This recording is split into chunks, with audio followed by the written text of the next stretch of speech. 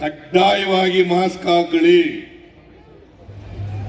ಕಡ್ಡಾಯವಾಗಿ ಗ್ಲೌಸ್ ಹಾಕೊಳ್ಳಿ, ಕಡ್ಡಾಯವಾಗಿ ಸ್ಯಾನಿಟೈಸ್ ಮಾಡ್ಕೊಳ್ಳಿ. ಯಾರು ಮಾಸ್ಕ್ ಹಾಕೊಳ್ಳಲ್ಲ ಅವ್ರನ್ನ ಕಳಿಸ್ಬಿಡ್ತೀವಿ ನಾವು ಆಚೆಗೆ.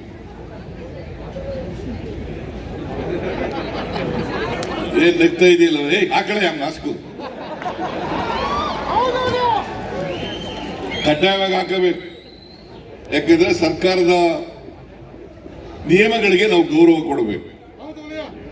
ಅದ್ರ ಜೊತೆಗೆ ಅಷ್ಟೇ ಅಲ್ಲ, ಮನುಷ್ಯನ ಪ್ರಾಣ ಬಹಳ ಮುಖ್ಯ. ಒಬ್ಬರಿಂದ ಒಬ್ಬರು ರೋಗ ಹರಡಬಾರದು. ನಮಗೂ ಜವಾಬ್ದಾರಿ ಇದೆ.